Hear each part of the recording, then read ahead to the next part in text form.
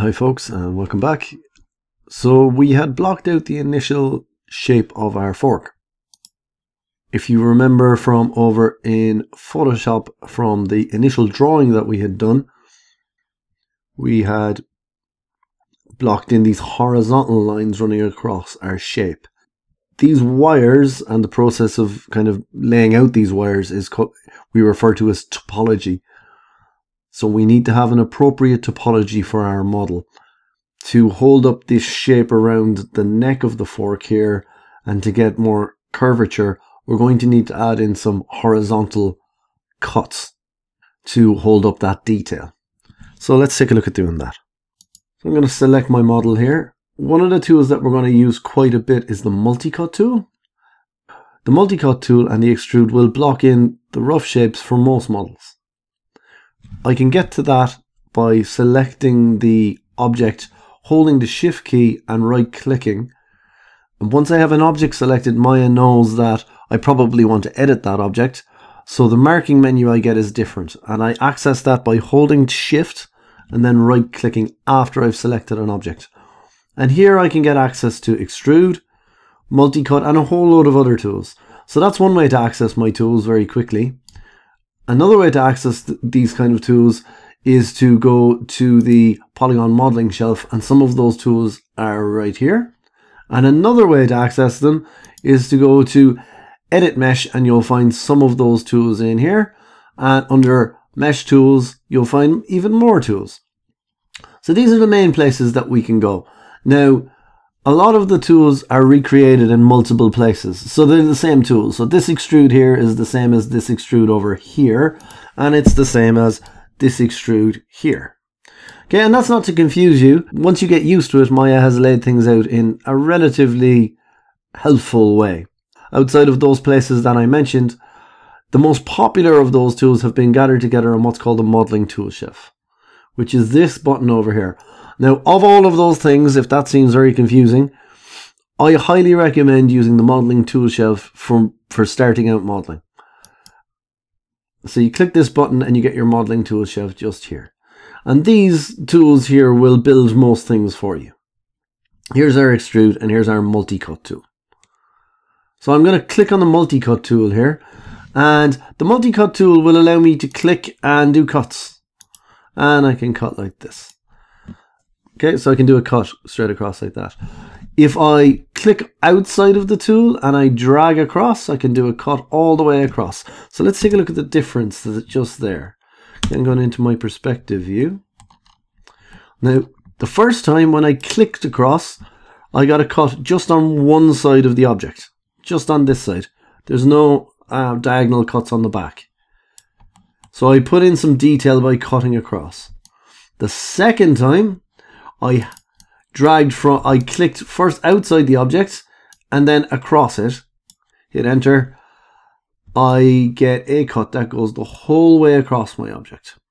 Now, in general, for most objects, we want the front to look like the back for as long as possible. We want to try and keep the object as symmetrical as we can for as long as we can. If I wanted to ensure that I was getting a straight line, I could go over here to my orthogonal view. I could click outside, I could hold the shift key down, and I could drag across. And that'll get me a straight line, or it'll go at 15-degree increments the whole way around. And I could do a straight line. Because as well as having a line that goes all the way through on the front and the back, generally we want to keep our topology lines, our wires, as straight as we can for as long as we can. Okay, now I'm going to clean that up by just going back, hitting undo. So what I want to do is put some cuts across my model. And let's do it with that slice tool by starting outside the model and just dragging across, and I'm going to hold shift. And there you go, I'll put a cut in here. And I'm putting a cut because I know that I'm going to need to curve that shape in. And I could do the same thing just here, and I can put another cut right there. So that's one way to go about putting a cut the entire way around an object, or the entire way through an object, I should say. Now, there's another very useful hotkey with the multi-cut tool that allows me to put in what's referred to as an edge loop. And these loops that go the whole way around or a foundational way to build up our topology. So you'll do this a lot. One way is to do the slice starting outside the object and dragging across. The next way is to hold the control key down. Now if I hold the control key, I get this highlight.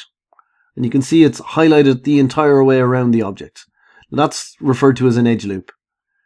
So that's an edge loop going horizontally. So if I hover over a vertical line, I get a horizontal edge loop. So let's zoom in here so we can see a little clearer. So this is a horizontal line, and if I hover over that, I get a loop going the entire way around, the entire way vertically around the model. So it's giving me a highlight first, so I can move over and back. And if I was to left click, it would put the cut in. It's very easy to add cuts in Maya, and really, once you get used to it, the thing you need to be aware of is we want to add the least amount of cuts to hold up the detail of our object. The less topology, the better. As artists, we can often rush in to put in lots of detail and lots of cuts. And you need to keep in mind that you have to manage all of these little vertices and all these edges and polygons. So the least amount of them for our shapes, the better. Now, I'm going to jump back into my front view here, and I'm going to use Control, and I'm going to put in another cut here, and that's because the handle is rounded here, so I'm going to need some more detail there. And the handle is rounded at the bottom here as well, so I'm going to need some more detail down here. So that's probably enough for just now. Oh, maybe I need to put a cut across on these guys. Now, I could have done that when I did my extrude. There was an option on the extrude command called divisions, and I could have added a few divisions, but I forgot to. So I could put in a cut here, and this is a good example of where you might use slice as opposed to create edge loop. I could put in an edge loop here, and then another one here, and then another one here. Now that's clicking 3 times, and I'm very lazy, so I don't want to do that. And also, they'd be in slightly different places each time, and I'd like to keep them consistent and straight if I can. So here's an example where you would be better off clicking outside, dragging shift, and dragging across there. Okay, now I have my basic cuts put in. Let's go and shape those cuts. So I'm going to hit W, and that's a very good idea in the multi-cut tool. It's easy to forget we're in the multi-cut tool and we start clicking and cutting our mesh by mistake. So I hit W there to come out of the multi-cut tool. I'm going to right click now, and I'm going to go to vertex, and I'm going to grab this vert here.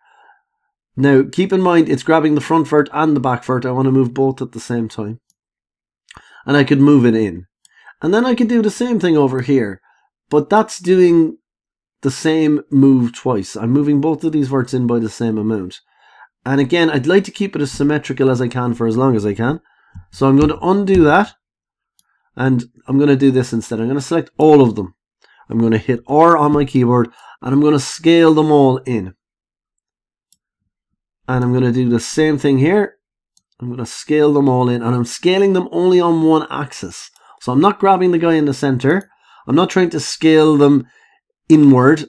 So if I was to grab the center and squeeze it in, it would just make it all thinner. I'm actually scaling only in one axis. I'm only making it thinner in the horizontal axis in X, in this case. So brought that in, and I'm going to do the same thing here. I'm going to scale that in. And same thing here. And I'm going to scale in here as well. Now I'm drifting off my reference a little bit, and that's fine for now. I'm going to put in any asymmetry at the end. I didn't shoot the fork directly from above, and you can see that the perspective shift is working against me a little bit now in the reference image. So I have to make some assumptions that the fork hasn't got a big bulge on one side. It's the same on both sides. And if I want to put in these little imperfections, I'll do them at the very end. So that's the basic shape of my fork now blocked in. I could put in another cut in here to try and hold up that shape a little bit better. And I could put another cut here to hold up this shape a little bit more. But in fact, I'm not going to do that for now. I really want to hold to the mantra of the least amount of polys possible to describe my shapes. I'm going to grab this guy and this one over here to try and round out this outside prongs. So I'm going to scale them in, just like this. And I'm going to do the same thing just here. So I try to work from broad to lean as much as I can. I want to get the overall big shapes in as early as I can. You definitely don't want to get lost in too much detail early on.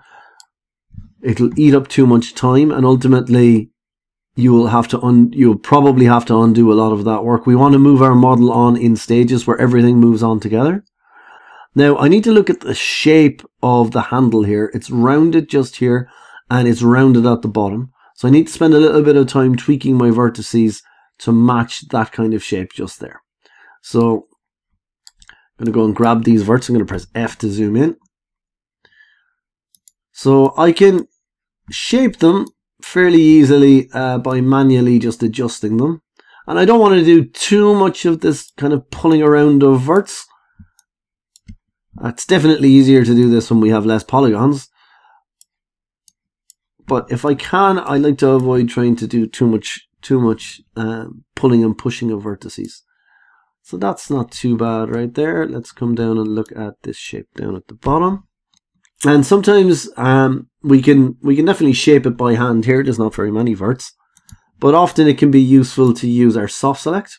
So if I select these two in the center, I can hit B for soft selection.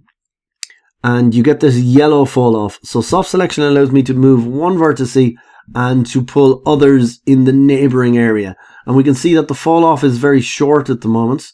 If I want to look at my fall off settings or my soft selection settings, I can double click on the move tool here. And here are my soft selection settings. And we can see it's turned on. And the hotkey to turn on and off is B. You can see it being flicked on and off here. And it's very easy when starting out to forget to turn it off. And sometimes it seems to stay on even though we're sure we've turned it off. Often the fall off is quite large. So if I make it like this, we see the fall off now is running up the fork. So before I was just moving these two, whereas now I'm moving quite a lot. So that's what the fall off is doing, and I can shift the fall off around, and we can see yellow gets the most influence through red less to black none at all. Now often you don't want to come in here and play with the radius slider, so you want to use a hotkey for that. To adjust the fall off, you can hold the B key down and you can left mouse button click and it will adjust the size. Now the problem with this is that often the fall off is really quite large compared to our models. So you can be holding the B key down for quite a while and left mouse button dragging for quite a while to get it to come down in size.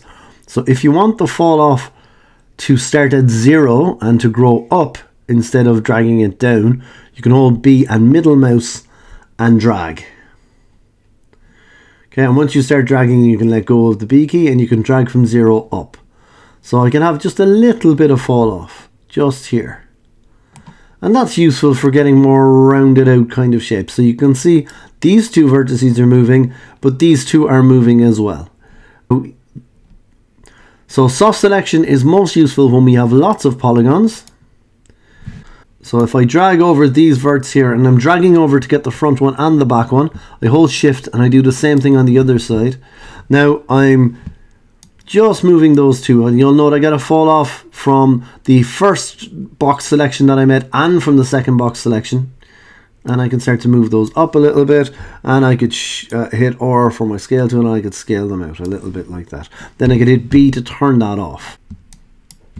So that's another potential way to soften out these corners.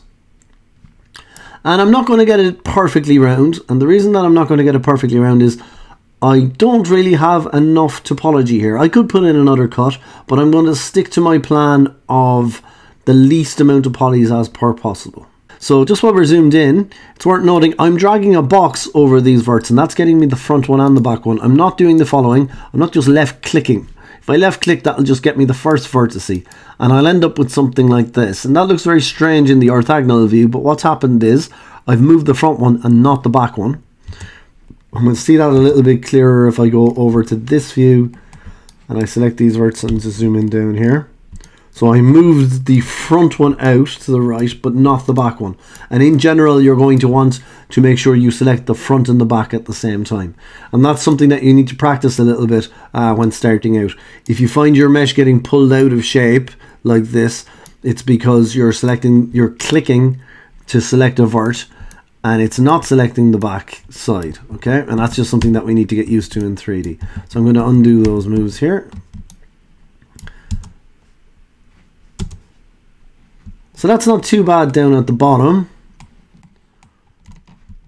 And it's looking okay here. I could do with dragging in these guys just maybe a slight bit more. I'm just going to pull those in. And that's not looking too bad overall.